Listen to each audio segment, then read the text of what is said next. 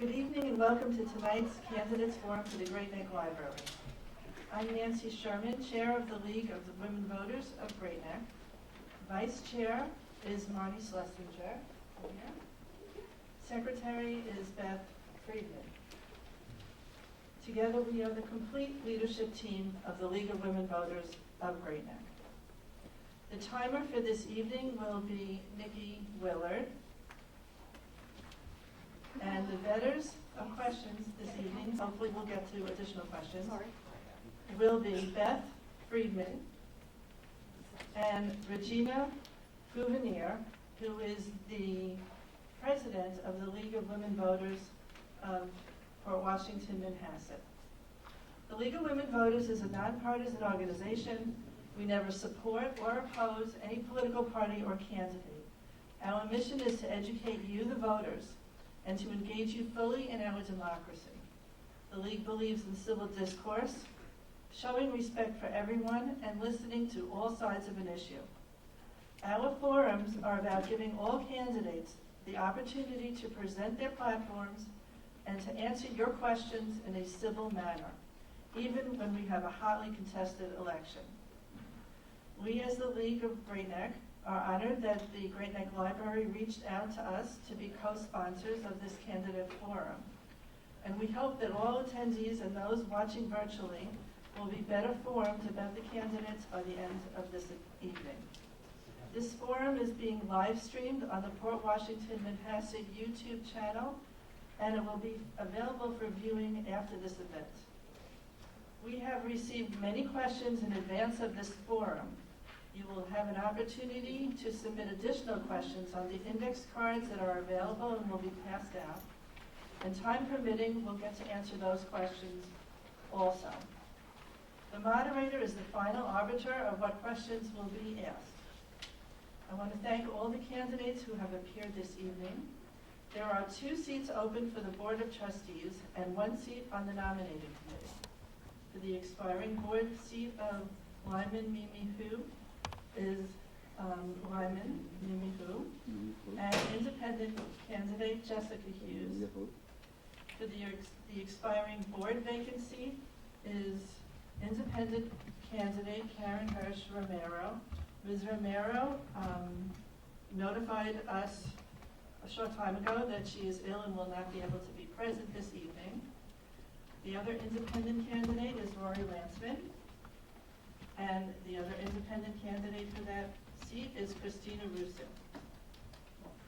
For the expiring nominating committee seat of Steve M. Jacob, there's independent candidate Sara, Rivka, Khodadadian, and independent candidate Kim Schader. Dr. Judy Esticris, to my left, is a member of the Port Washington Manhasset League of Women Voters and a resident of Manhasset, and she is not eligible to vote in this election, and she will be our moderator for this evening. I'm now going to turn this over to Judy so we can get started.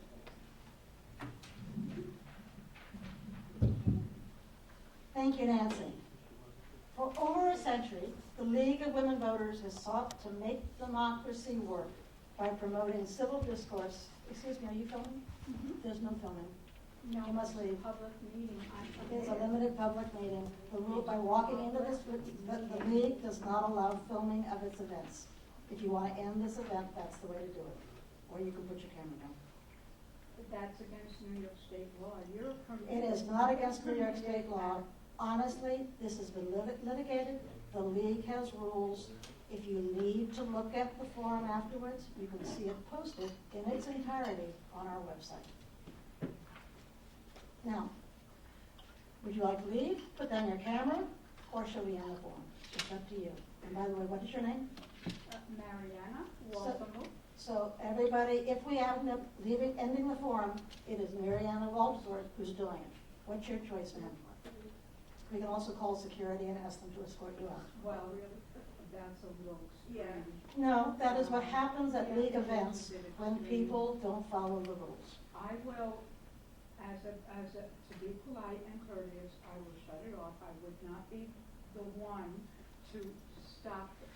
Thank you very much. You are a good citizen and everybody appreciates it. Well, I'm sure they do. So for over a century, we have been trying to promote democracy by creating a fair and level playing field for all candidates to appear simultaneously and let their voices be heard. I want to review the debate procedures all candidates have agreed to, and by being here tonight, you as the audience have also agreed, as noted on the signs outside the door, posted as you walked in. As moderator, I'm the arbiter of all decisions during the debate. The moderator will be a member of the League of Women Voters from outside the district. I live in Manhasset. Candidates' opening statements have been determined. What? Is it off? It's off. Okay. Opening statements have been determined by their drawing lots beforehand. The same order will be for opening and closing statements. Each candidate will be allowed 90 seconds for an opening statement. After all candidates have spoken, the moderator will open the meeting with questions received in advance and, time permitting, questions received on index cards from you, the audience. If you have a question, raise your hand for a card or to submit a card. In all cases, the moderator will be the final arbiter about whether questions should be answered, and all submitted questions will be vetted prior to being asked.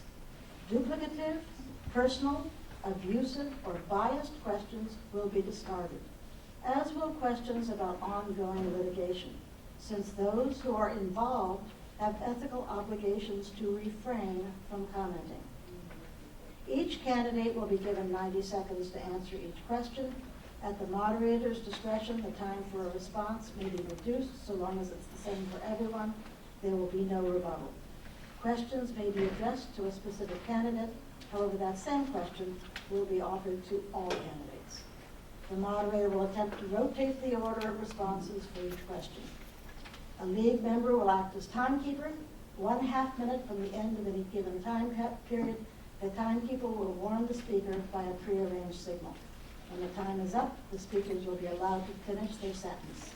Candidates who ignore time signals may have their speaking time reduced, and/or those not violating the rules may be given extra time.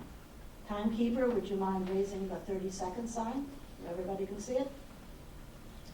And I'll raise the stop sign. Thank you. Candidates will also have 90 seconds for a closing statement. Since the purpose of the meeting is to determine the candidate's views, no substitute for an in-person speaker will be allowed to appear should any candidate be unable to attend.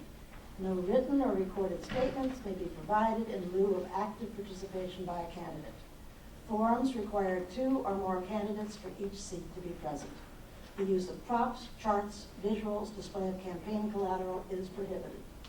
In accordance with league policy, audio or video recording by authorized members of the media will be permitted only if all the candidates present agree. The league maintains the right to record the forum and publish it on league-controlled electronic pages.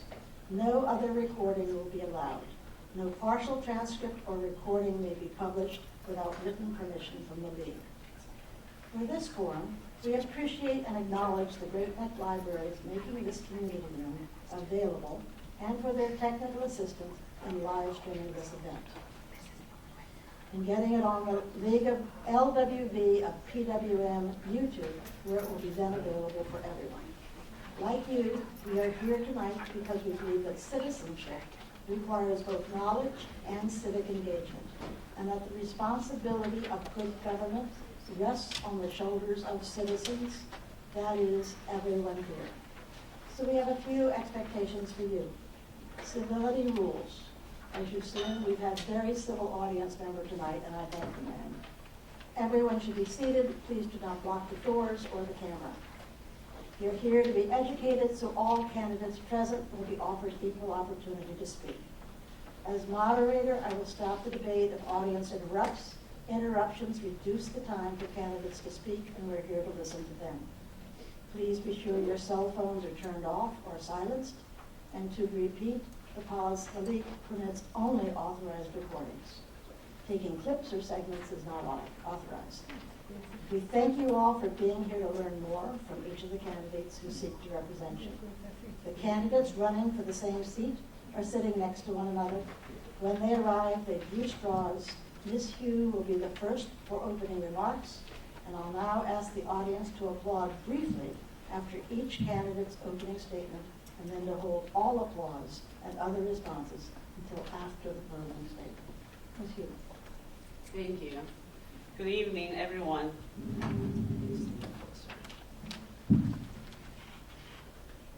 In the 2 years, Maine was closed for renovation. Our library saw the loss of staff, continuity, and institutional memory. In 2019, when I first became a trustee, we were a new, young board facing difficulties we could not have imagined. No director, a diminished and underpaid staff, 200,000 books discarded, a leaky building. We were united to face past bad decisions. We sidelined a project to spend $1.1 million on landscaping at Maine. We rejoined the Nassau Library system. We welcomed our new permanent director, who's top-notch in her field. We're restoring our collection and expanding it to include the Library of Things. We inaugurated our state-of-the-art STEM lab. In 2021, we were recognized as Star Library. In 2022, we were awarded the best children's library in Nassau. We have made stunning achievements with $0 increase in our budget. I'm proud to be one of the 7 board members who made these changes. I'm excited about what is to come. I have solid training in finance and law. As a trustee, I protected this very important institution in our community, our library. Thank you. And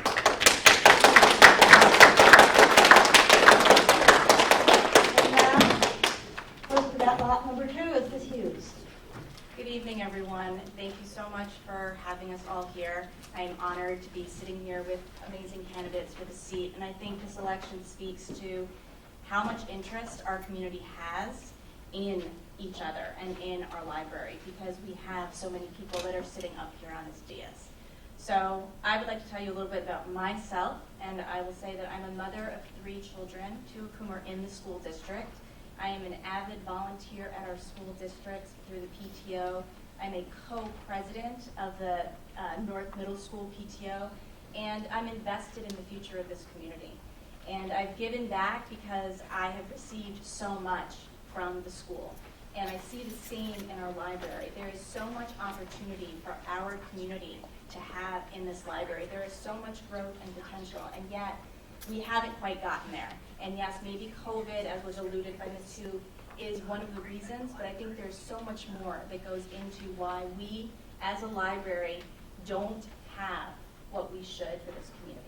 Why we are so divided, and why we can't seem to get past our own personal differences. And you see that playing out on the board, and I'm sure this will be a topic of conversation during the evening, but it's important that we look to change, and it's important that we look to a fresh voice, and it's important that we look to really fighting the values of our community and not necessarily for our own personal beliefs or options here. So,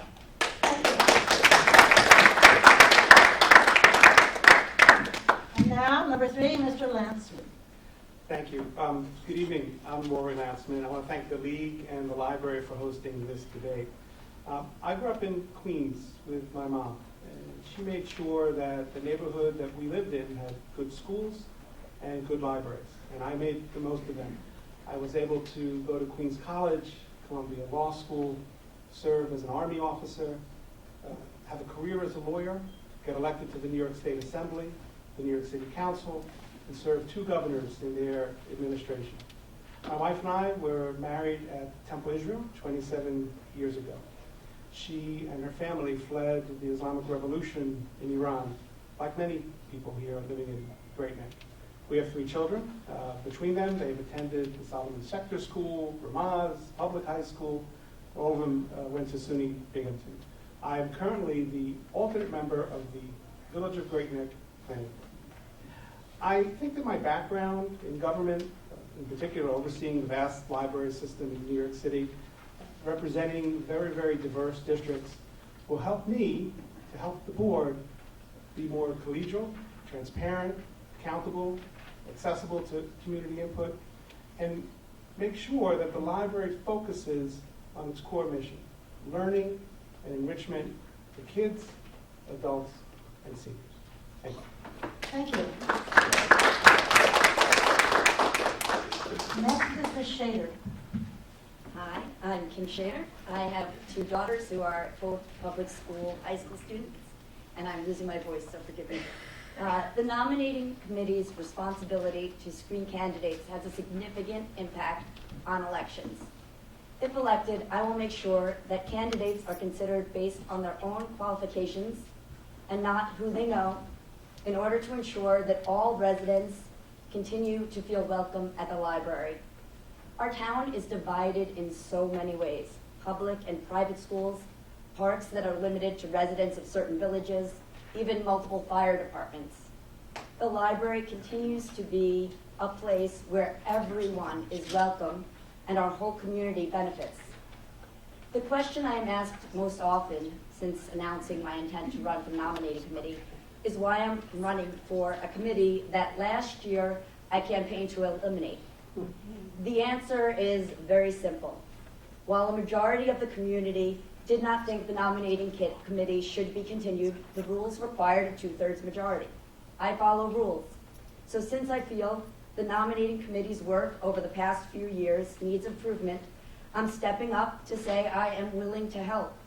I hope that you will give me that chance. Thank you.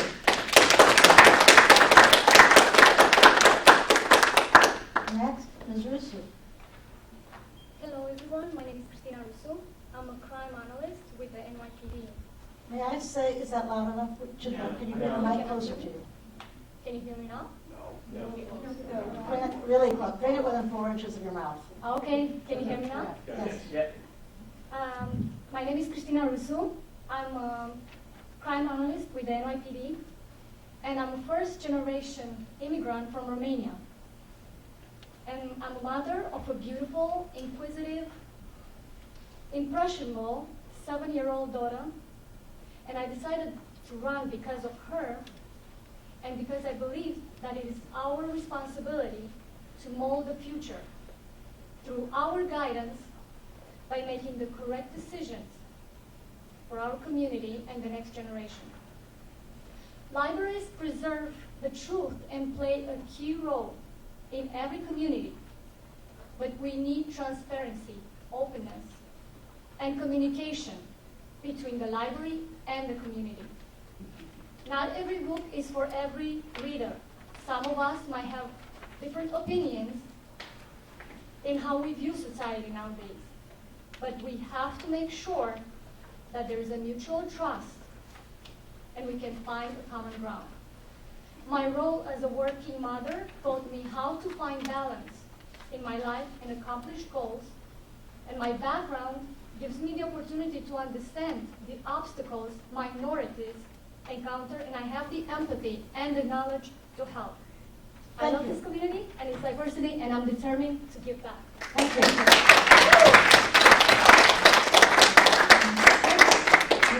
Ms. Khodadadian. Hi everyone. Thank you so much for coming out tonight. It's so nice to see a crowded room. Last year there was like less than 10 people and everyone was like 10 feet apart. So it was really great to have a crowded room.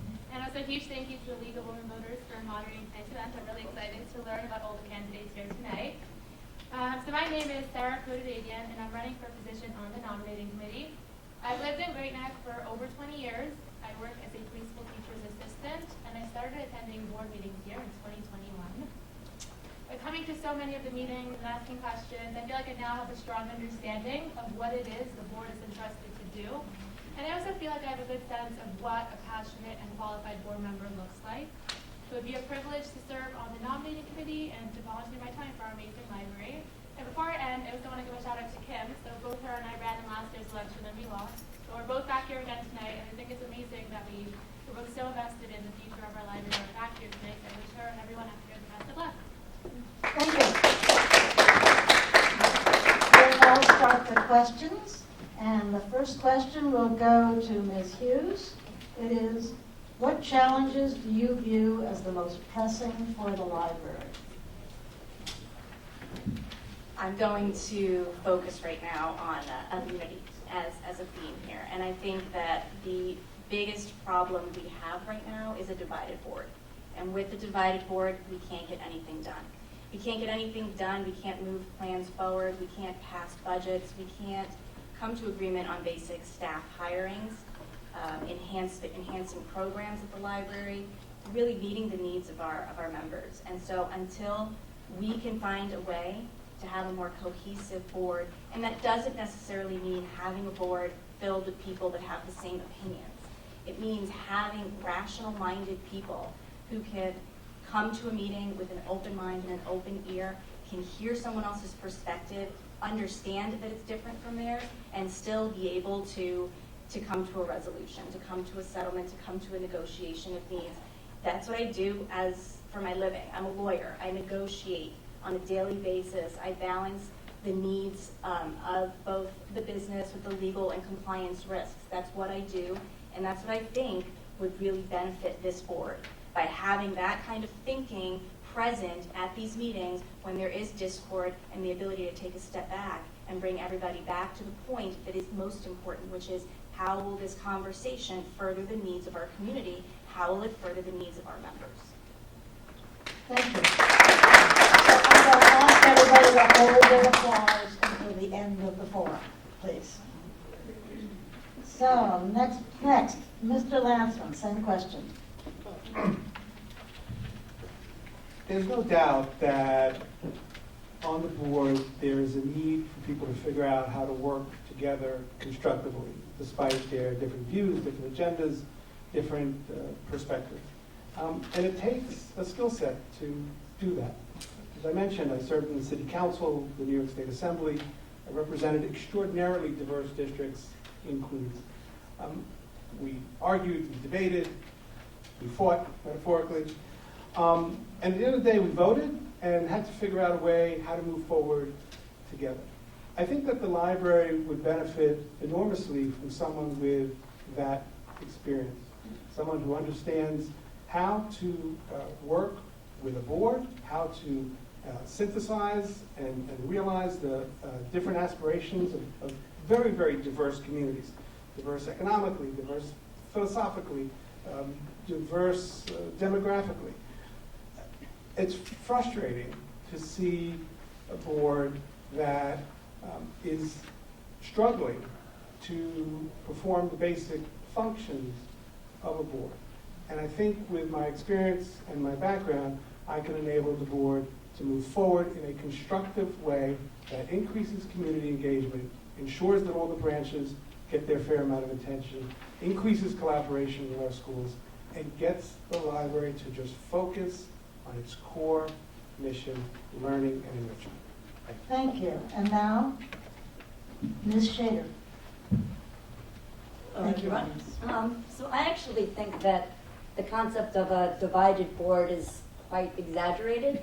I think that the board, as it's divided, has generally been sort of one to many, and that the vast majority of the board has created great changes and improvements over the past few years, collectively and collaboratively. And I think that the biggest challenges that they are facing as a collective is resolving some inherited construction challenges, such as leaking roofs and infrastructure, and trying to make sure that all of those problems are resolved without an increase in the budget.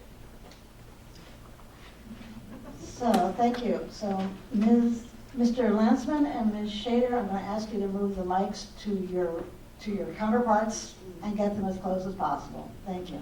Because in order for the video recording to hear you, you need to be in the mic. So thank you both. So next, Ms. Rusu, would you go next? I think Ms. Hughes and Mr. Lancman kind of covered the answer for this question. I also believe that we're quite divided. and we have to find ways of resolving this issue. Yes, the experience to handle this kind of matters count, but also we need different perspectives, people that can tone down the atmosphere in general. Thank you. Thank you. No, Ms. Khodadadian. Yeah, so from an outsider's perspective, I would say that by attending the meetings, there is a degree of intra-group hostility, and I wish it wasn't like that. Closer to you. Eat the microphone. So, as I was saying, throughout the year, I've noticed several instances of intra-group hostility, and the way that the group resolves conflicts is in need of some change. There are times when they disagree, and there's like gesturing and like raising voices, and I wish that wasn't the case in our library's board. Thank you. Okay, question number 2. What ways would you save money for the library going forward? And if you are a sitting trustee, what ways have you saved money? Please prioritize the changes you want for the library and explain how they won't require increasing the budget because of the ways you're saving.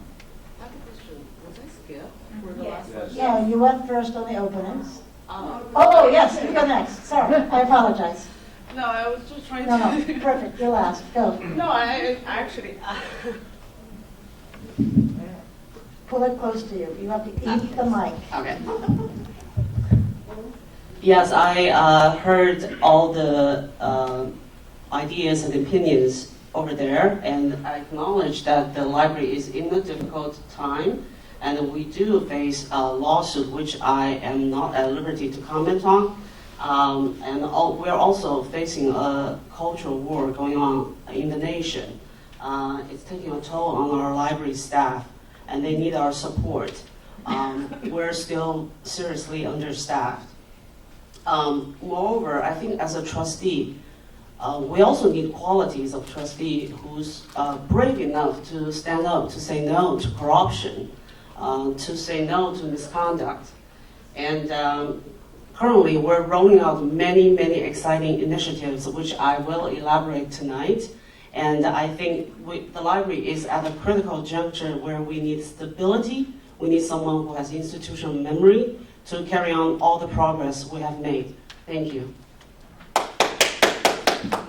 Guys, quiet. So, if I accidentally skip somebody, please do speak up. It happens. I appreciate you letting me know. So, second question. And the person who will go first is Mr. Lancman.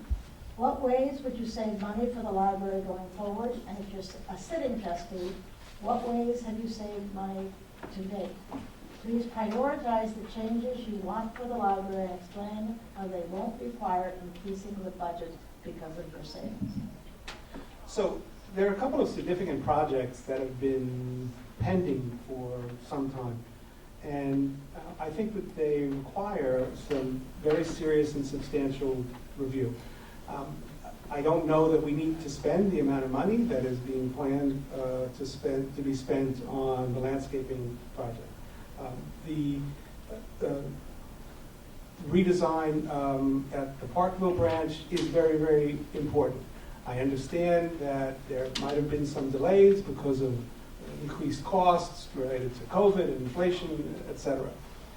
It's very important to have experienced people who have passed budgets of significant size, people who've had to conduct oversight, people who can go with a very careful fine-tooth comb and identify, do we really need to spend this money on this project?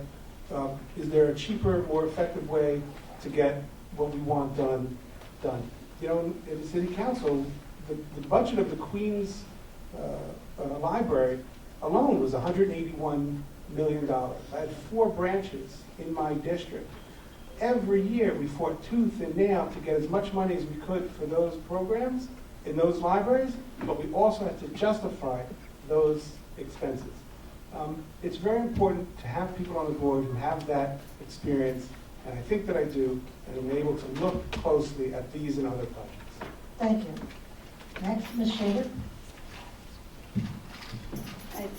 I think actually on this one, I should just defer the question because this does not at all apply to members of the nominating Perfect, committee. thank you. Next, Ms. Rusu.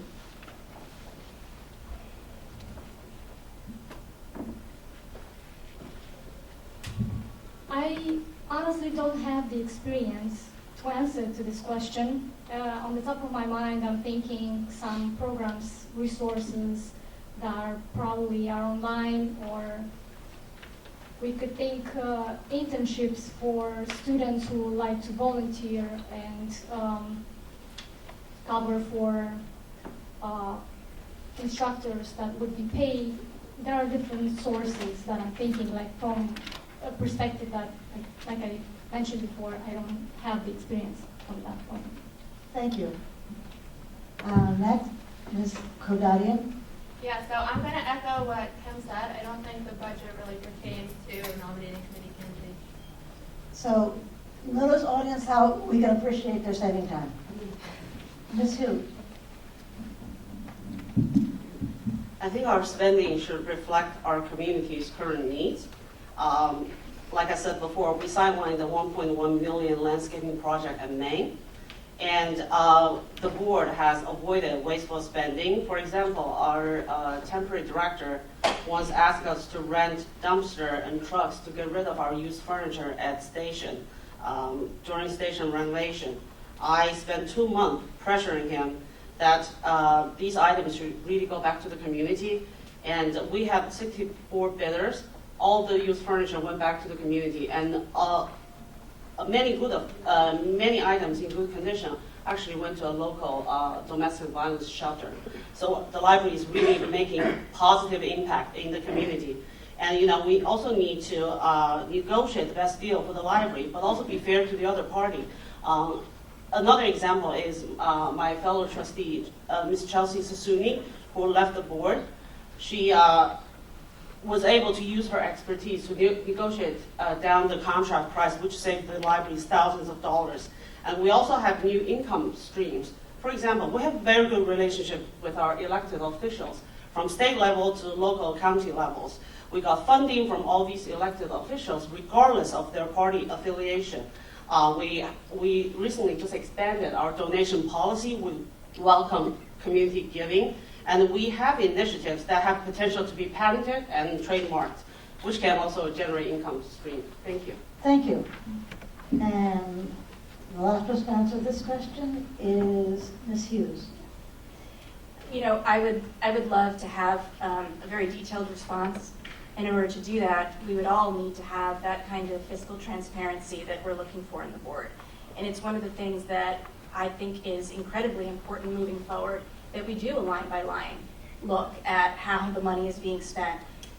There are particular costs. I know that we're not talking about the litigation directly, but it's the elephant in the room, and we can't avoid the fact that it's an incredible cost at the behest of the library's budget. And so that has to be factored in. I would love to see that resolved, and so that the parties could move on and the board could then reallocate whatever funds are remaining into the projects that make sense. Parkville renovation probably does make sense. And looking at the board minutes when that was put on hold, the reason it was put on hold for the most part was that no one could really decide on what to do with Parkville during the renovation. Well, that's something that we could come up with a reasonable solution for how to meet the needs of the community on the south side by also giving them a building that is worthwhile, just as the main building is worthwhile to this side of the community. We're all one community, and it's really important that we treat all sides the same, and we give everyone the same opportunities. So for me, I think that in order to be able to answer that question, you need to sit with the budget, and you need to go line by line. I echo Ms. Hughes' position here that yes, you need a good attorney, and you need someone who's going to be able to effectuate better contracts and get those numbers down. Thank you. Thank you for everybody. Okay, the next question. This one may be a little controversial. Certain books have created controversy around the nation with explicit depictions of sex and LGBTQ+ themes, some of which are geared toward young adults. Which section of the library do you believe these books belong in, if any, and why? We will start this with Ms. Schader. Okay, so young adult books belong in the young adult section, which in this library is up on the second floor. It is not in the children's department. The children's department is downstairs behind another set of doors. And our library has been very responsive to community requests in this regard and has been innovative and created a tween section that is within the children's room to address children's books that might have slightly more mature topics. They are labeled tween in the children's room on a separate shelf. There's tween novels and there's tween graphic novels. But the young adult books that should not be available to children are kept on a separate floor upstairs. And I think that's a great way to handle it. Thank you. Next, we're looking for Ms. Rusu.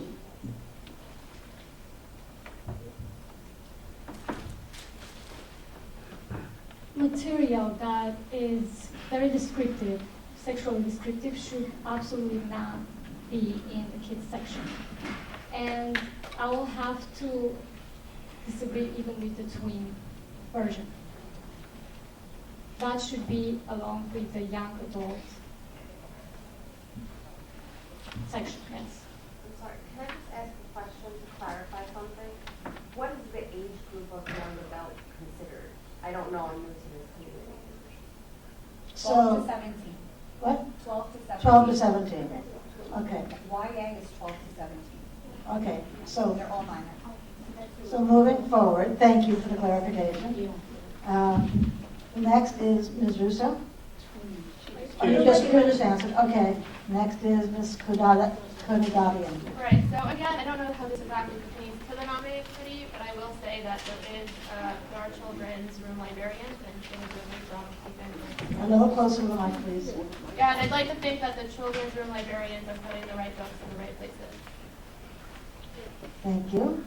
Now, Ms. Hu. Thank you. Questions such as where to place the books, what books do we purchase, and what and how to run the program are decided by our librarian, and they are library professionals.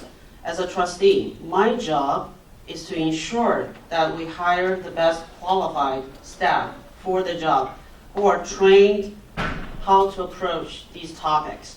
I will rely on their professional opinion, which is formed through their training with industry experts. I frankly don't know where the best location to place any books because I'm not a professional in this area. In addition, I just want to add a comment that I firmly believe that intellectual freedom is a pillar of our democracy. No book banning in any shape or form.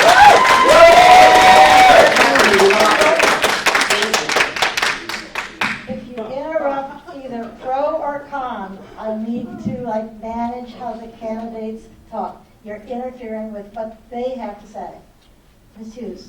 So I echo Ms. Hu's statement here. I am not an expert on book selection, but I am a mother of 3 children. And I can tell you this, this is not about censorship, but we also shouldn't be promoting content that is divisive and exclusionary. And what do I mean by that? Okay, you go into a movie theater and you know exactly what you're going to see on that screen because there is a rating system. And the rating system is put into place to give primarily parents, but even the larger audience, an ability to understand the content that's going to be available to their children ahead of time. That's all that I think is really being asked for in this community and in this discussion.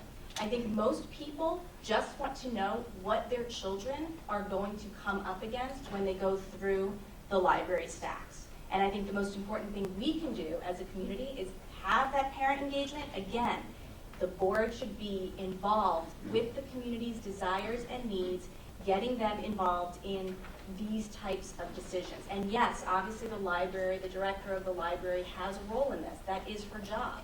But that doesn't mean that the board absolves itself of any responsibility for content that finds itself in a children's section.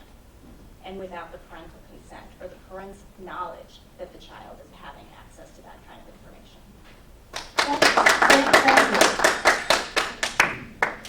Mr. Lancman. Thank you. I'm going to be really blunt. There's a movement in this country that exists here in Great Neck as well that wants to inject ideology and the culture war battles into our schools and our libraries. An effort to restrict our freedom to be able to read, to learn, to study, and to think about issues that we care about. There is no place in the Great Neck Library or any other library for restricting content based on topic, if it makes you uncomfortable, if LGBTQ issues make you uncomfortable, if civil rights issues make you uncomfortable. There's a long history in this country, unfortunately, to this day, of people trying to ban, restrict, remove books from our libraries. That has no place here in Great Neck. And it's a significant reason why I am running. Of course, books need to be age appropriate. We have professional librarians. The books that exist in the children's section versus the young adult section versus the adult section are categorized based on professional standards. But we are not removing books from the Great Neck Library. We're not putting them in some secret room where you can't have access to it because the topic makes you uncomfortable. And I have to say, talking about gay rights, civil rights, is not divisive and exclusionary. It is topics that people care about, that they have a right to read, and it's not our job to interfere with them. Thank you. On November, next question, and first person to answer will be Ms. Rusu. On November 15th, board members voted down completion of a proposed Parkville library project after it had been fully bidded. I'm assuming this was last year, November 15th. After it had been fully bidded by all contractors. With rising costs, inflation, and supply chain issues, how do you propose to continue this project while keeping taxpayer costs low? Ms. Russo. First of all, I would like to mention the fact, although I've been very radical in the sense that the books should be even twins. I'm going to answer because I really want to. I do not believe in banning any books or censorship. Absolutely not. I'm coming from a communist country. I do know exactly what that means. So we are not talking about that. If you can please repeat the question that you were asking me. It was something. On November 15th of 2021, board members voted down completion of a proposed Parkville library project after it had been fully bidded by all contractors. With rising costs, inflation, and supply chain issues, how do you propose to continue this project while keeping taxpayer costs low? And I'm going to suggest we subtract 15 seconds because of the earlier answer. Go ahead. I would like to answer to this question. However, I do not have the expertise in that. Fine, thank you very much. So next, Ms. Khodadadian. Yeah, so I don't believe that the nominating committee has any say over how taxpayer dollars are spent, so I'm going to hold myself out from commenting. Thank you. Next, Ms. Hu. Okay. Yes, the board decided to vote down not the renovation, but to award the contract to that specific contractor. As I said before, this board has been fiscal responsible. We vet every vendor. We look into their history. We fend off problems beforehand instead of getting into litigation after renovation. With that being said, because this is still a confidential matter, I cannot comment further. But I also just want to note that Parkville is in a very unique position because we successfully completed station renovation. Everyone loved it. As we moved to Parkville, however, because it's in a school building, there's additional protocols and laws, regulations regulating that area. This is why this process takes much longer. But during our open meetings, the board has made a statement again and again. Our commitment to Parkville is the same. And as a matter of fact, since our director, since we welcome our new director, we have tried to balance all the programming in different branches. We want to make sure different residents at different branches all get balanced programming. We're building additional STEM lab at Parkville, so the board is really committed to Parkville. Thank you. Thank you. So next is Ms. Hughes. Yes. So, my response to this, it's unfortunate. It feels like we missed the boat, right? Because we were at a really good spot when we did have the bids and when we were ready to move forward as a library with those renovations, and it stopped. And it stopped for several reasons, and those reasons are obvious. They're printed in the board minutes, and so you can read the discourse that was had in the public commentary around that in November. But the fact of the matter is, now that we've missed the boat, now that we don't have the benefit of the lower rates, and now that we are in a situation of inflation, what can we do? So I echo again what Ms. Hughes said. We need to rely on our RFPs, right? We need to go out there and get proposals from vendors, and we need to figure out who's going to get us the best rate. I will tell you that the board has not traditionally always utilized the RFP process to obtain the appropriate or the right cost for certain vendors, and I know that happened most recently in January of this year. So, I think that's something that needs to be drilled down into the board going forward, that we need to have a process, and once we start allocating resources towards getting bids and going down a certain path, that we don't stop simply because there might be a disagreement against board members. This is yet another example of how division on the board is what ultimately led to Parkville not getting the result that it needs and deserves. Thank you. Mr. Lansman? So in the city council, I served on the budget negotiating team, helping to negotiate the $100 billion New York City budget. The finance committee, where we oversaw the city's entire capital program. In my own council district, we oversaw the complete renovation of one branch of the Queens Library System. It's hard work. It requires constant diligence. I can remember more meetings than I can remember with contractors, with government officials, with agencies. The board needs to be on top of the projects that it is promoting and sponsoring. It's extremely important that the Parkville project gets completed. People in New Hyde Park and the southern part of the district need to see and realize and experience that their part of the district is just as important and valuable as up here. I think there might be some conversations that could be had with people who use the Parkville branch to try to understand exactly what they want to get out of this project. Has that changed over the few years since the project was originally proposed? But the key to getting the project done on time and on budget, or even, imagine this, under budget, is having experienced people who've done this work before and can put in the time, the effort, and the diligence to make sure that the work gets done. Thank you. Ms. Schader? Well, as somebody who actually lives south of 495, which I think I might be the only one at this table, I have to say, though, personally speaking, I'm extraordinarily grateful that there seems to be an effort to not have Parkville close entirely for a renovation, that there's consideration being made to ensure a continuation of services, because coming from that far south in town, it is quite a burden to come all the way up north to pick up books. So I am grateful that the board has been diligent in considering exactly what a distance it is and trying to figure out a solution that would not create a long interruption of services for the south half of our town.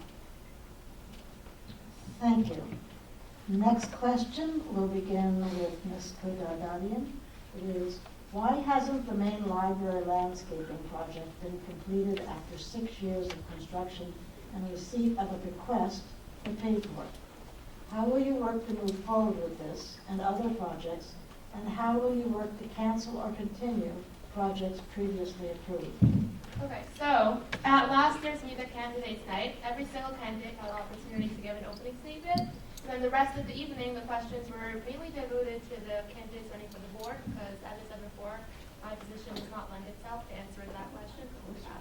Okay, thank you. Ms. Hu? Hughes, sorry. Is it Hugh or Hugh? Who, sorry, who. So I wasn't sure if you were calling her. Sorry. Okay. As I said before, this is one of the projects the board decided to sideline. And it's not an easy decision, but as I said before, this is a board who is fiscally responsible. So when we were presented with this project, we actually delved into the details. Unlike previously stated, this request has no strings attached.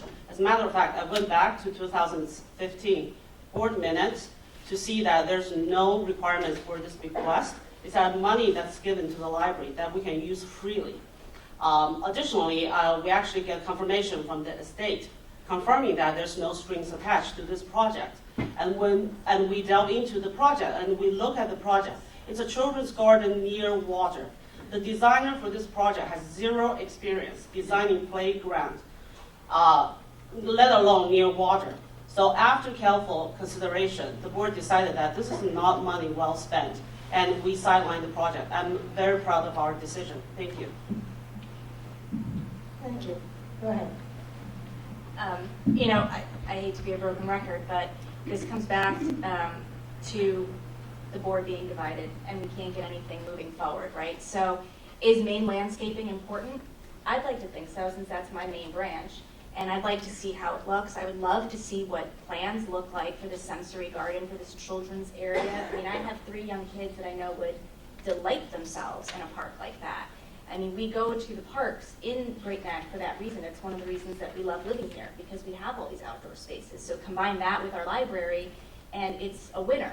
So for me, I would like to learn more about the plans, more about why we decided to put them on hold, and were there ways that we could have maybe met in the middle, again, with a more unified or more reasonable board, making the decision that there are ways that we can have that sensory garden for our children, have that outdoor space cleaned up, and still be a safe area. I'm not asking for there to be, you know, a negligent decision made, but I think there's definitely a very far gap between what happened and what could happen. And I you know, go back to fiscal responsibility again. I think that while the board can say that they've been fiscally responsible, there is still the giant elephant in the room of the huge expense that is being incurred, and those funds are certainly not being used to advocate for these plans and these changes for the library. So consideration has to be given to exactly how our money is being spent. Thank you. Next, Mr. Lancman. It's hard to see how over $1 million in landscaping could possibly be justified as a good use of library funds. That's not to say that there isn't a landscaping project to be done at the main branch.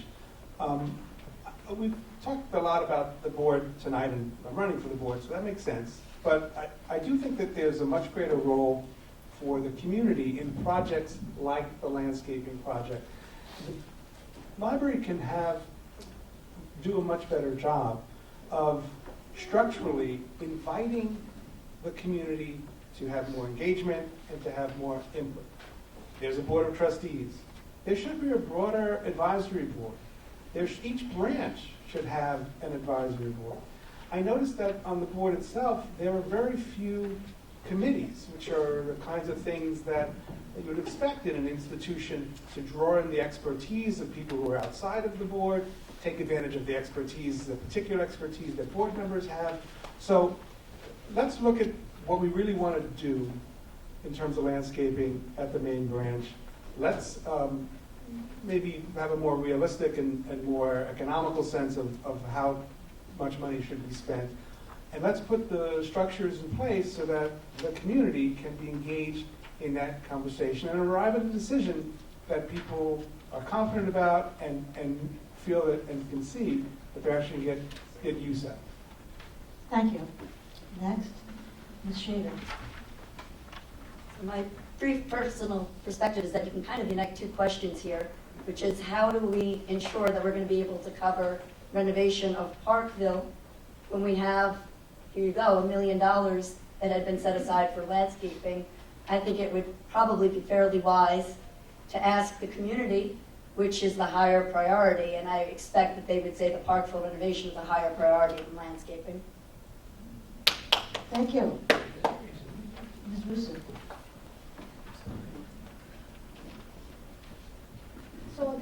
will agree with Ms. Schader. We need to prioritize. We need to understand what is a priority for our community rather than to focus on landscaping. Thank you very much. So, I'm going to have a question about the nominating committee. Do you support or oppose the nominating committee? And how do you envision the board and the nominating committee working together? First person is Mrs. Hu, right? Yeah. Okay, I'll get right into it. Last year, the board voted to remove the nominating committee. I still support that decision. Of course, we will work with the nominating committee, which is provided by the bylaw, but I believe that is an archaic mechanism.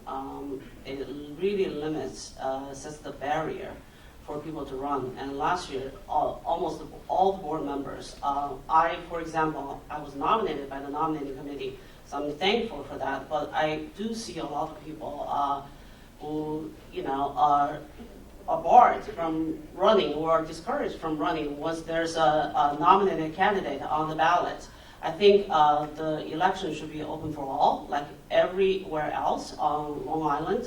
We're one of the last few libraries that still has this old mechanism to control the candidate who can run for the board. Thank you. Okay, next, Ms. Hughes.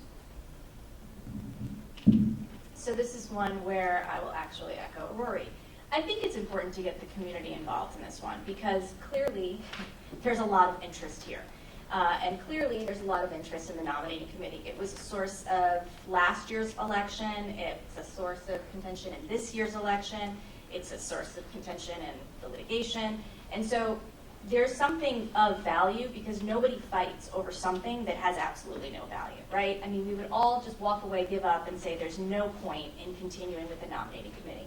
But something's holding us on to that. And whether it's tradition or whether there is something that can be manifest from the nominating committee once it's able to work effectively with the board, I think that's really the question here. Can we get to a place of peace, of grace, of community between the board and the nominating committee where we can actually have healthy discourse and where we can both be looking out for the same outcome, which is to benefit our library and to benefit our community, right? So the fact that the nominating committee and the board are so opposed says much less to me about the value of the nominating committee than it does about the state of affairs of our library.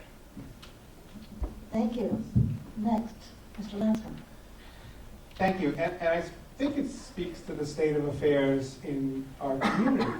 The tension, the division, it's palpable. We all feel it. It's not good and it's not healthy.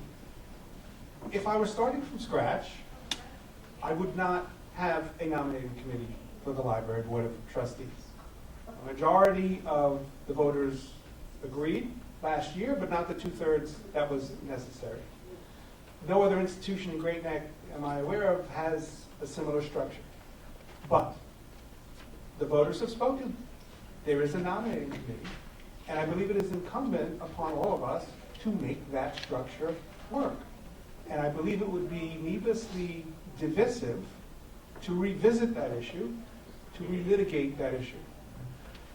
I'm running to try to turn down the temperature here a little bit, to try to bring some diplomacy, some, if I may say so, some small p political skills to our institutions here in Great Neck. There's a nominating committee. I've met several of the people on the nominating committee. They're good people. Let's do our best to make it work, and let's move forward. Thank you. Next, Ms. Schader. So I trust the people in this room. I trust the people of Great Neck broadly to be able to do research and evaluate candidates. There continues to be a nominating committee. If the community is looking for input on the candidates, wants a group of people to devote themselves to doing a deep dive and thinking about them, I'm happy to serve in that capacity for as long as a nominating committee exists. But I do not think that the nominating committee is essential. We have a very wise voting population here. Thank you. Ms. Rusu? So in my opinion, I believe that members should only look for what's in the community's best interest and leave everything else on the side. Say that again. I believe that the members should only look for what's in our community's best interest. Members of the nominating committee. Yes, nominating committee. Yeah. Fine. Okay. 6, Ms. Khodadadian. Yeah, okay. So, to get on the ballot in this library election, you need to get 100 signatures from registered voters in Great Neck. And in my case, I got over 100 signatures, and even then, 40 of them were disqualified for not being registered. There's this really big barrier to getting onto the ballot here, which is 100 signatures. So I came to a board meeting a few months ago, and I asked if they would consider decreasing that number. And I was told that there was interest, but in order to do that, they would need to do some sort of, we need to put a proposition on the ballot. So until this barrier of 100 signatures is away with, the only way to really get on without the signatures is through the nominating committee. They take away this hurdle of 100 signatures by interviewing people and nominating them. So until the board decides to act on that and do something about decreasing the number, I would love to see more passionate and thoughtful people running. I think it holds back those passionate people from running because 100 is a really big number. So until the board decides to do something about it, it seems like the nominating committee is here to stay. Okay, thank you. Next question. In running for the Board of Trustees, how aware are you of user satisfaction or dissatisfaction surveys within the library? And as a trustee, how would you improve communication to the public for updated feedback? Please describe precisely how you would acquire feedback and how you would, as a board, respond to it other than through decisions. We'll start with Ms. Hu. Again? No, yes. Again. All right. Actually, let's start with Ms. Hughes. Yeah, I I'm thought sorry. I was first. Yeah. So this is one that I've talked through for a while. For me, the easiest way, the way that I see it working in corporate America is town halls, right? That's the way that the higher level executives are able to meet with their employees and figure out what's going on. And I think the same can be said, obviously, in a more community-based environment with the board holding town halls with the community. Maybe it's quarterly.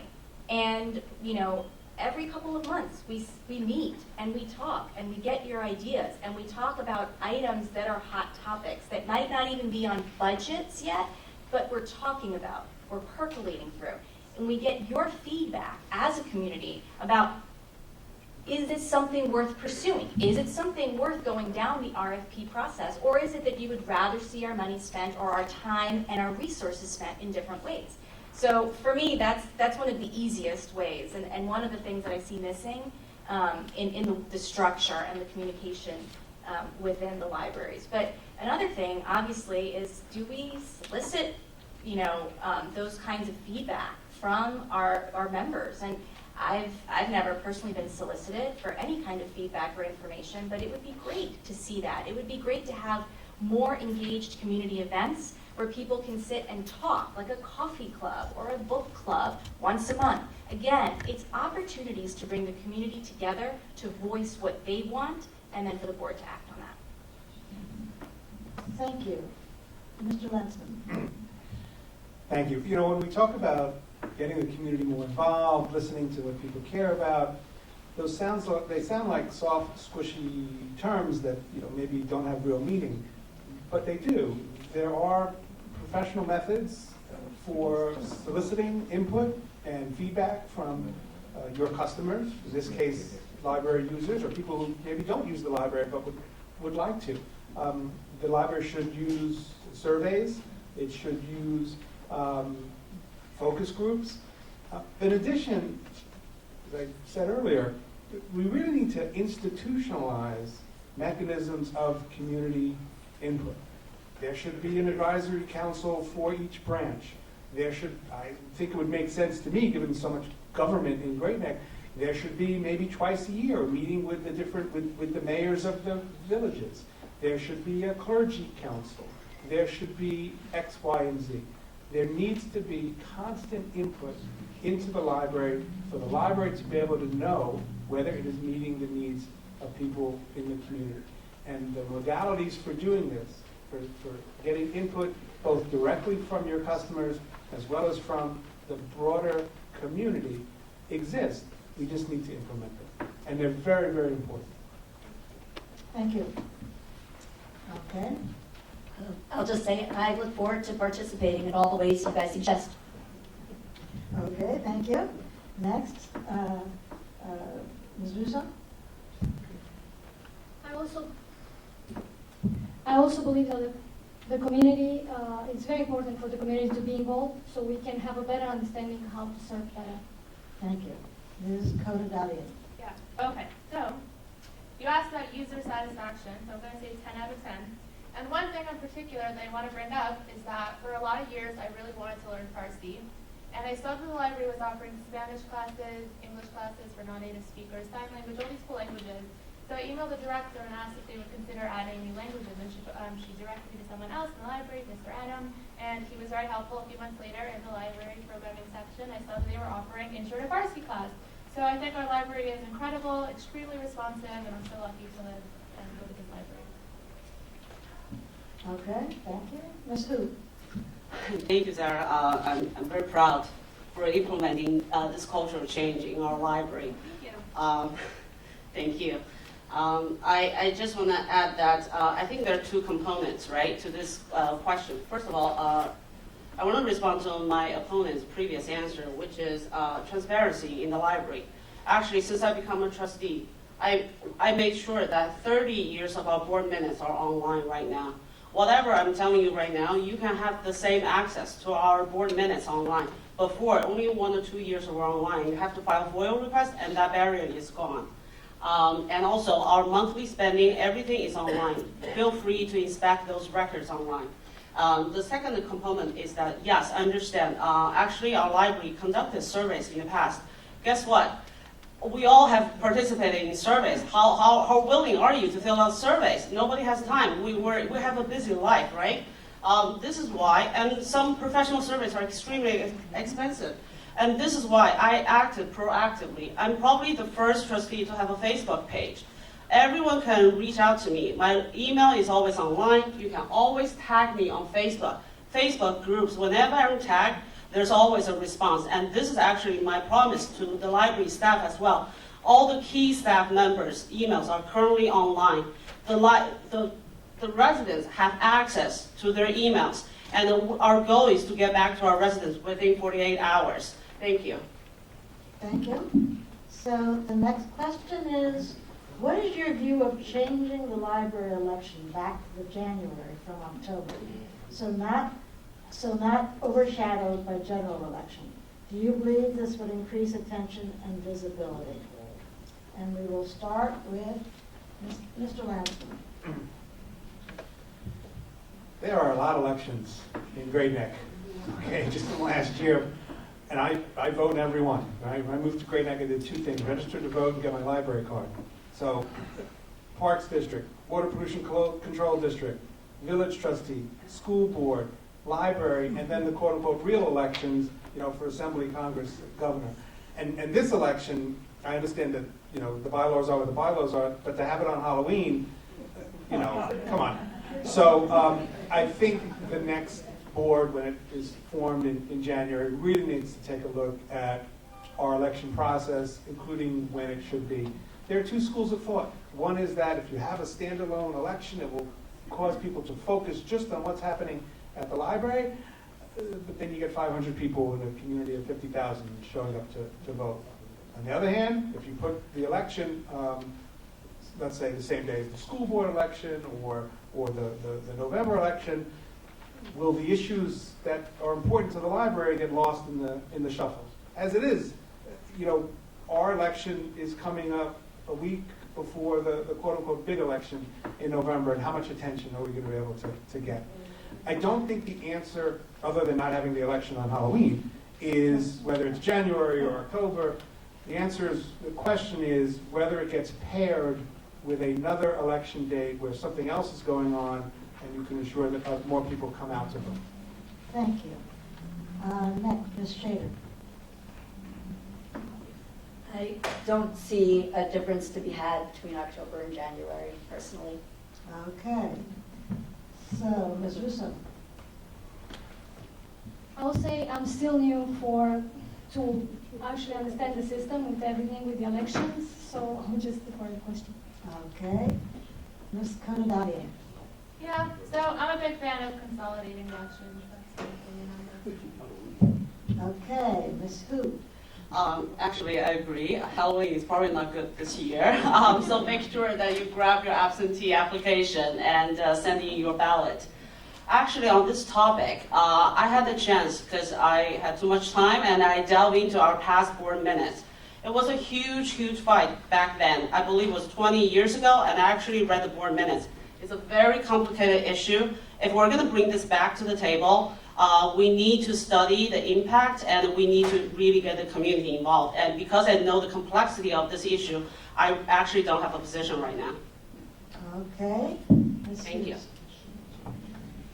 Well, even without knowing the complexity of the issue, I'll tell you that I have an opinion. Not thrilled with Halloween because I have, again, 3 young kids, so it's a tough day. But I also think, the library and the school board share a budget vote. I mean, it almost makes sense that if we're voting for the votes at the same time, that when we're voting BOE, why wouldn't we also vote library trustees, right? Because the idea, it just flows. If it's impacting the similar kind of groups, right, why wouldn't we have a vote there where the trustees can then speak out on how the budget that was just voted will align with their objectives? And the same goes for the BOE members together with their budget. So to me, that makes a lot of sense, but whichever way we go, if I have an opportunity to speak out, I would definitely speak out against October. Okay. I think we've got consensus on the board. Clearly this forum is useful for something. Okay, how can you work for the library to set Great Neck Library apart from all the others? So we're going to start with Ms. Schader. Well, apparently I'll be setting apart Great Neck from other libraries by existing on a nominating committee, which does not exist in the other libraries. Thank you. Okay, Ms. Rusu.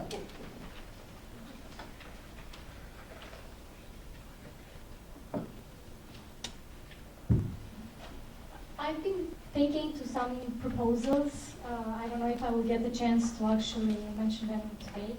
I've been researching a lot some other libraries to see what type of services they offer. I think we could set apart by providing outstanding services to all the members of the community, from children, adults, and seniors. Programs that will actually help everybody be happy, and yes, that's about it. Okay, thank you. Ms. Khodadadian. So our library is run by professionals, and I think they do an amazing job of setting us apart from other libraries. Okay, Ms. Hu. Yes, we need to have good policy structure to make sure that our library is well run. But in my experience, setting up my Facebook page, setting up my WeChat groups for library discussions, getting feedback from our patrons in this community, I just realized that how much people care about this library and what the passion people have for the library, and all the feedback is really making our library better and better. And keep it coming. That's my answer, and that's why we're so special. And I'm very proud of our community. Thank you. Okay. Ms. Hughes. So I'll say that I moved to Great Neck principally for the school district, for the proximity to the city at the time. I was working in New York City, and just for the community. You know, my son is half Jewish, and that was important to me, that he have a community that he grew up in that understands that kind of faith. And the library has now become a bigger part of that, obviously, the more that I've utilized it with my children.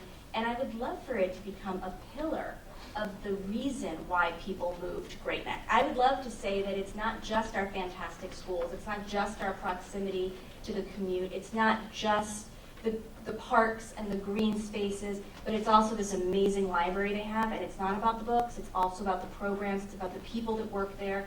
And so my vision, if I could get there, would be to create an inclusive space with enhanced programs for children and adults, a place where people in the community can come and commune. I love to think about book clubs and coffee clubs, and I'd like to see other types of programs that I did have a chance to research in places like Manhasset and Port Washington be brought into our library. This does not mean that our library is not awesome, but it means that it can be so much better, and I hope that I have the opportunity to bring a little bit of that creativity and idea to the board. Thank you. Next question. Can you name a program you attended at the library? Sorry, I think I didn't get the name. Go for it, thank you. Yes. Not for me, but they're waiting with eager anticipation of what I have to say. After the other 5 people said it, what do I have to say? Well, I'm at the age where I can start a sentence when I was a kid without too much embarrassment. When I was a kid, I went to the library all the time, but it was basically to read a book or take out a book. Maybe I would say I have a quiet place to study, but the reality is the libraries in Queens where I live were so crowded that wasn't really that wasn't what you went to the library for. This library, I hope people realize, is so extraordinary in what it offers in terms of programming and services and all the different ways that it enables learning and enrichment, which I keep coming back to. What I would love to see beyond the Great Neck Library's already well-earned reputation for excellence is a relationship with the schools that is collaborative, that is synergistic, that enhances the schools, enhance the library, and the library enhances the schools. People, as I think others have said, we come to Great Neck for the schools. That's the main reason that people come to Great Neck. I would like people to say and to think, we come to Great Neck for the schools and the library.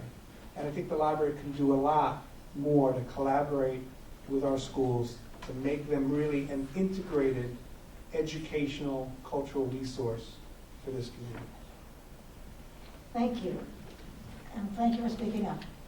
That's never been one of my shortcomings. So, the next question is, can you name a program you attended at the library? Did you enjoy it? What group was it for? And if you can list a few other programs, fine, but go into detail on one, please. First person is Ms. Rusu.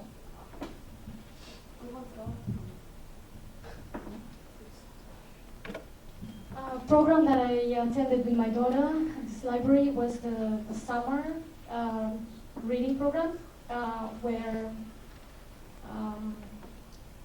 the child should have read 5 books, if I'm not mistaken, and would gain a prize. So that's the only program that I was able to actually attend so far. I was looking forward to attend programs like family yoga, the chess club, also the STEM programs. However, because I'm a working mother, the hours are not available when we can attend these programs. So I would love to attend more programs, but like I said, we need more availability when it comes to hours. Okay, Ms. Khodadadian. Hi, so my two favorite courses that I've taken in the library was one I already mentioned, Intro to Farsi. Instructor Mariam was incredible. And the second course that was my favorite was Sign Language with Lashal Love. It was in Station Branch and it was very informative. And I learned a lot in that class. Okay, Ms. Hu. A while ago, I attended a program at STEM Lab, making engravings for Christmas ornaments. It's a machine I've never used before, and it was such an experience. And I still have that ornament hanging somewhere in my house. I also my son attends program here, junior levels, all the time. I just want to say that it's amazing because anything that can get my son away from video games is amazing. And these programs can attract him, walk all the way to the library. So that's a great, great program I'm very proud of. And also, I'm here every day using our self-checkout and our self-pickup with privacy protocols. Now it's so convenient. I come to the library every day to pick up books. So these are the few things I use daily at the library. Thank you. Ms. Hughes. Yes. So my family are avid readers. My son often goes down to the children's section, will come out with 17 to 21 books at a sitting, just loves to read. But the two older children do have special needs. And there aren't very many programs that will either keep their engagement or are really suited for their particular sensory issues or attention issues. And that's part of what actually initially drew me to running for a seat on the board, because I met with other parents where I was trying to do some floor work with my daughter on a puzzle, and they thought maybe I worked there and could help them with their child who's also having some educational issues. And we started talking, and I started realizing, the library would be such an amazing place to have these kinds of programs made available to parents to help enrich and educate their kids. So I wish there was a little bit more that I could take advantage of with those two. I will say that my youngest loves the library. All three love the kids' room downstairs, but the youngest really loves it, from the Legos to the play kitchen.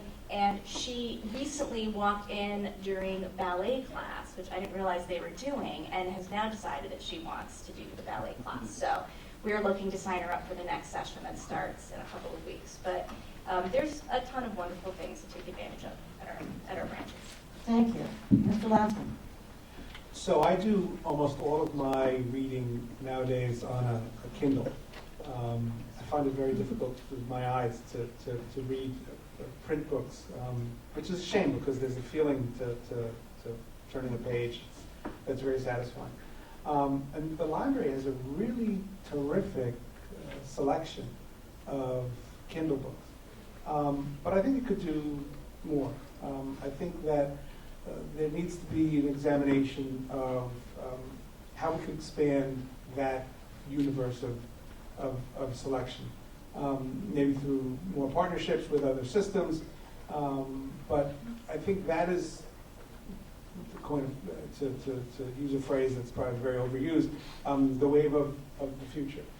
People are busy, they have jobs, they have other responsibilities, and it's amazing to me that I could, I don't want to sound like an old man, but I push a few buttons, and then all of a sudden I've got a book that's right there. And I tend to read in spurts and favors.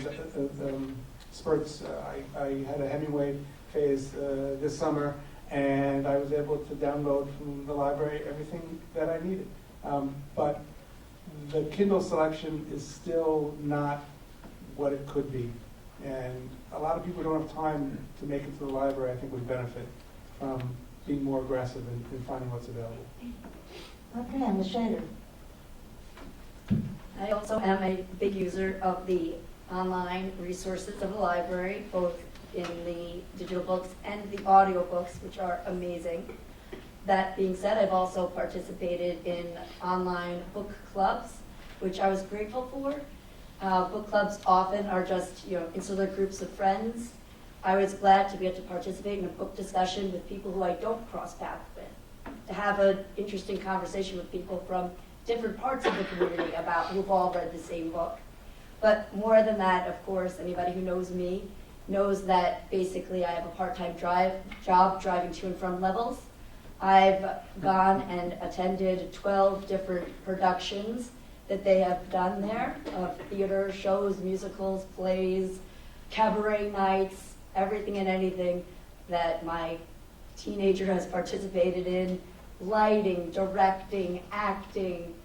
They let the kids do everything there, and seeing those shows is a delight for a parent and an incredible opportunity for those teens, both for the experience they're getting and the community they build together. It's a really special place. Thank you. So the next question. What are you currently reading and or the last book you borrowed from the library? Can you come up with something other than Hemingway? So we're going to start with Ms. Khodadadian. Yes. I have a list of books I recently read. If you want to hear a few titles, give me a minute. Okay, master list of good books I read.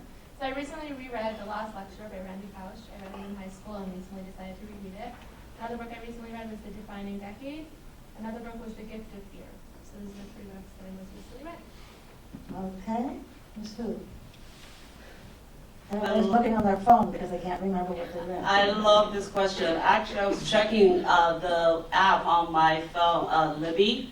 I didn't want to sign up. The librarian here kept pushing me. Whenever I came to check out audiobooks, she was like, do the Libby. You can get all the books on Libby. So now I recommend this program, this app on your phone.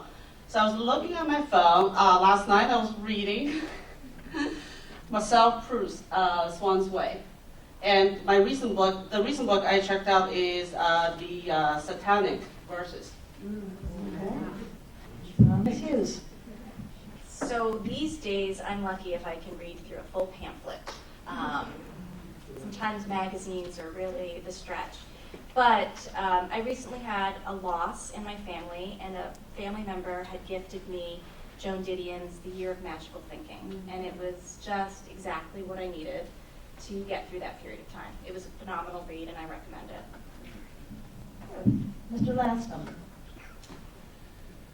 So the last book I read, just finished it a few days ago, was a book that I resisted reading for some time because I tried to read, to learn, to educate myself, but I don't like to read books that are, let's say, current events. I read newspapers, I'm on the blogs, I follow current events very closely. But I felt I needed to do it. So I read a book that I recommend to everybody.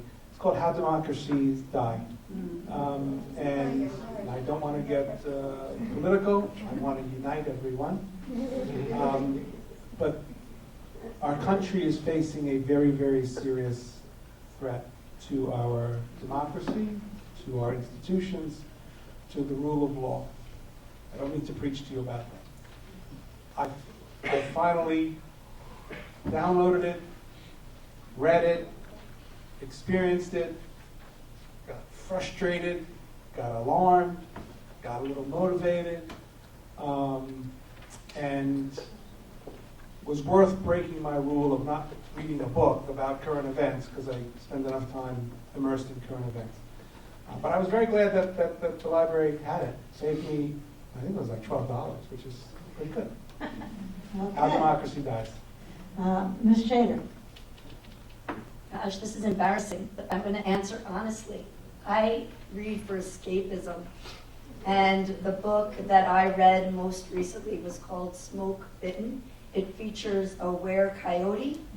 Yeah, I like to read books that are supernatural escapism. And sometimes I read things more serious, but the question was the most recent, and that's it. Thank you. Ms. Rusu. So I have to say that every day, my job, I read a lot of reports and complaints, crime complaints, but I'm not going to that. My last book, which I enjoyed very much reading, was A Conversation with God. Which I recommend for everybody to actually read it. It's amazing. So we are at the last question. And the last question is, how can the library help build bridges in our community by promoting inclusion and creating a sense of belonging for our diverse residents? Please try to address yourself explicitly to how to create community across and to make bridges. So first we'll have Ms. Hu. Again, I'm just here to highlight what we've done. The library has reaching out to different communities. We reached out to communities. For example, we organized the author event with Shy. We organized the time capsule event with UPTC. We had a community safety forum with GNCA. And we collaborated with Lakeville State Civic Association to supply have a drive for medical supplies for Ukraine relief efforts. Great Neck South High students did a shoe for homeless drive at the library. Lions Club did their eyeglass donation drive at the library. Humane Urban Group, we did recycled newspaper for use for feral cats program. And we did the suitcase drive with the Bowery Mission. We donated our used furniture and TV to domestic violence shelter. We expanded our outreach to private and public schools in the area. As a trustee, I don't know if it's the first time, but this year we also participated in the Memorial Parade. We participated in Village Fair. We're trying to reach out to all the communities and building our community together. Thank you. Thank you. Ms. Hughes. Yes. So I'll harken back to my earlier response about town halls and getting the community involved in the discussion about how to bridge that gap. But I will tell you that, again, there are pretty basic ways, I think, to meet the needs from a child's perspective, and I can speak to that very closely as a mother. I think that our library could use more programs from a sensory-based perspective, programs that might be more inclusive to children who can't sit and necessarily follow through with instruction because they need to get up and move, more movement-based classes. I think for our older population, and that's me included, I think there can be more community-based programs that bring us together. I would love to learn more about the diversity in our community, and I think that there are mechanisms to do that by hosting multicultural months, focusing on specific areas that we could all learn from, whether it be a language or a cooking course or something that really brings the flavor and the culture of our community into the library. And I think that there are definitely, and whether it be age-based, cultural-based, I think there are so many ways that we can collectively come up with ideas to kind of bridge that gap and bring ourselves, the library, into the community and therefore bring the community into the library more effectively. Good. Mr. Lancman. Well, I think we need to be candid and frank with ourselves and say that if you want to increase inclusion and a sense of community, you need to not want to demonize members of our community for their sexual orientation or their political views. Apologize. There are people who have a list of books that they want to restrict or ban. All of whom relate to books about LGBTQ community. You are telling those individuals, our neighbors, that they're not welcome, that this library is not their library, and that they are not included in the family of greatness. If every book or topic that discusses race relations causes people to run around and say, oh my God, Black Lives Matter, critical race theory, you are telling people in our community that they are not welcome and that they are not part of the library. The library needs to be a place of free expression, exchange of ideas. And it's really not very hard for the library, through its leadership, to go out and meet with community institutions and community organizations and representatives of the different communities that make up Great Neck and say, what programming can we do with you together that will serve your community, either in the library or outside the library, to better reach your community. Thank you. Ms. Schader. As individuals, I think it's very important, that we all always remember to try not to reduce people to labels, to simplify somebody by one quote out of context, or to define a book the same way. You can't look at one page of a book and judge it worthy or not worthy of being in the collection. And then as a community, I would say we should all strive to be uncomfortable sometimes and be ready to sit and listen to hear somebody's full perspective of where they're coming from. So thank you to the library for providing those opportunities to meet my neighbors. Thank you. Ms. Rusu. As I mentioned in my opening statement, I believe that we need transparency. We need openness and communication with the community. I believe that all people should be treated equally, although we have different statements at this table. However, we should not be bullied for our beliefs. I would like to see past history that emphasizes good morals, good judgments, and how to be fair and treat people right. That's a fact. Also, I would like to mention again that extended schedule is important for and inclusive to the people who cannot attend the library during daytime hours. Thank you. Okay. And Ms. Khodadadian. The library is currently doing a great job at creating community. I see that in the programming here. I see that in the way the board shows up to community-wide events outside of library grounds. So Mimi mentioned the Memorial Day Parade, and my family and I, we watched the library with the board members that were there marching down, and I love seeing that, and I think the library should keep that up. Thank you. We're now ready for the closing statements, and before the closing statements,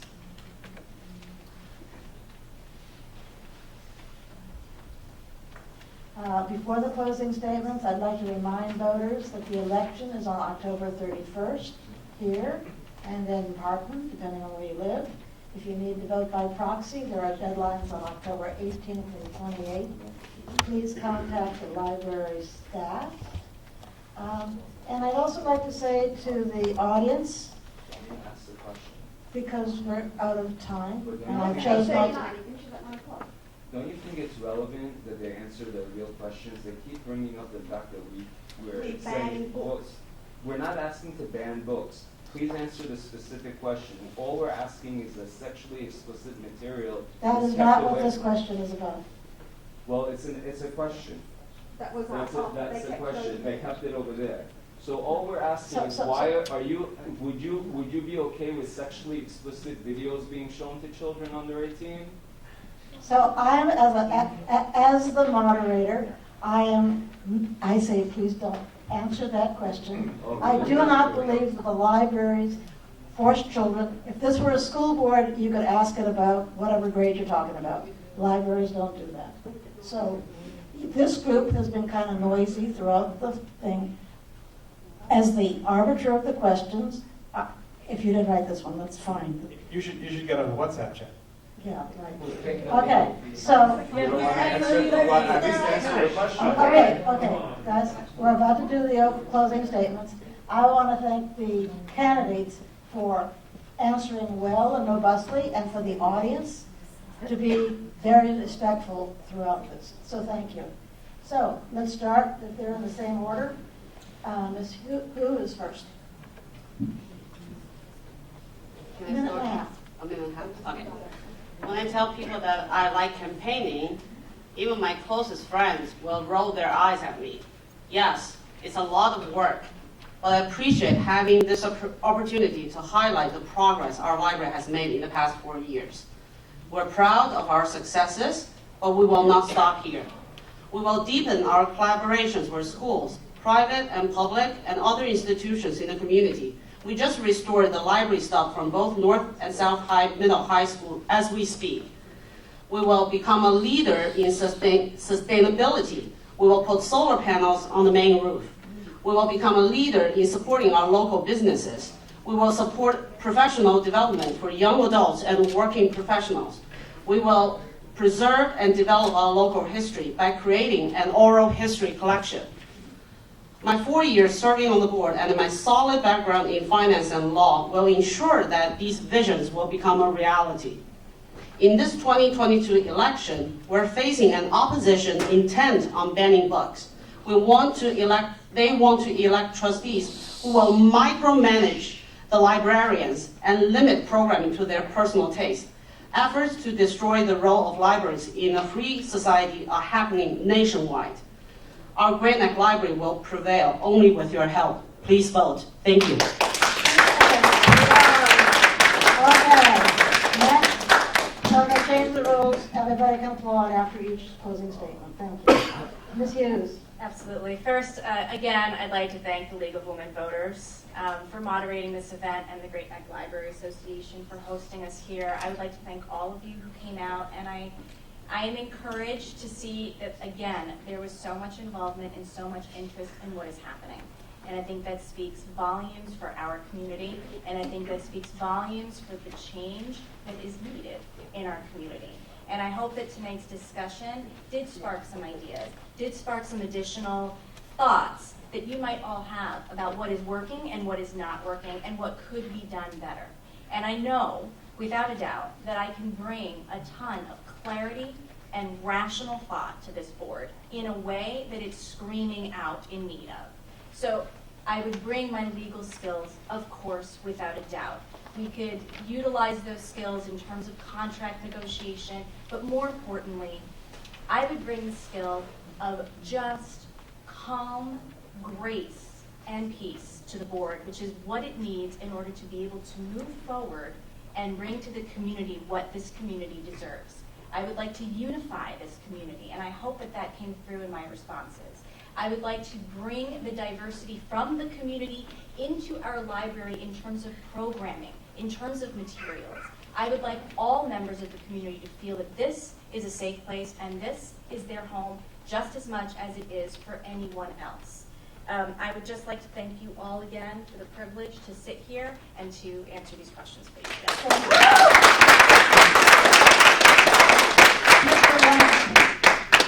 Thank you, everyone, for attending, and fellow candidates as well. And you know, the willingness to put yourself forward as a candidate is admirable, and I think all of us, I may say so, especially the rest of you, deserve a round of applause for that. And Madam Moderator, your firm but gentle hand has guided us this whole evening, and thank you very, very much.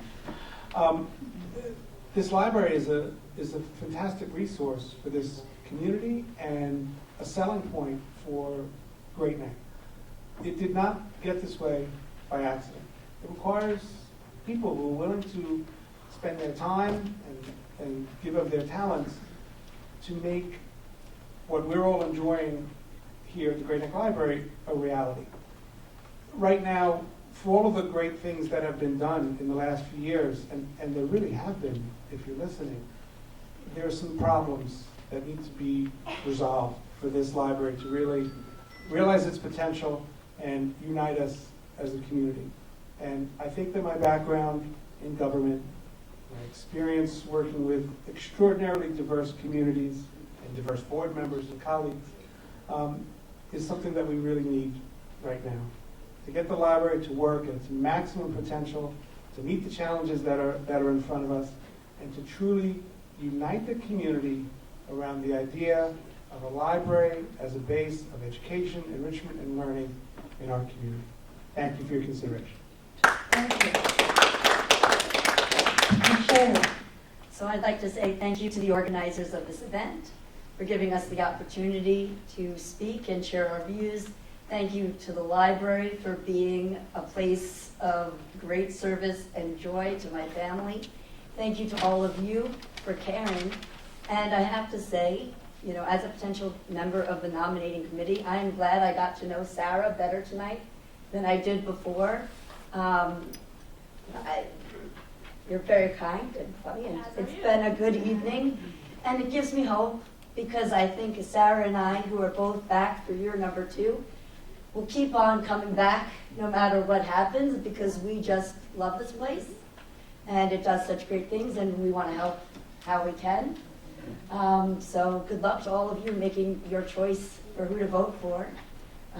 Yeah. Thank you.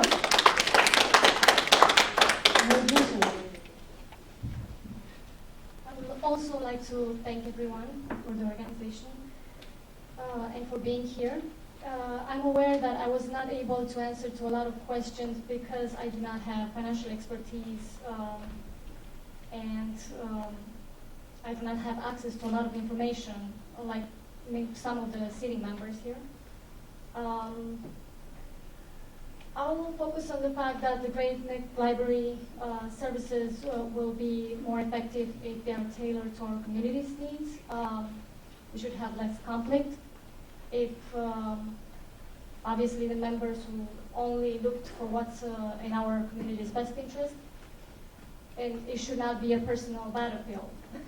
As a mother, I believe that we need to stay focused on what is important for our children and how to guide them into becoming useful members of the society. It is well known that a society can change any person with precision of a surgeon. Therefore, we must choose carefully and make sure that our future generations will benefit from the decisions we make for them today. We must stay bold, be vigilant, but also open-minded in our children's lives and in everything that constitutes educational institutions.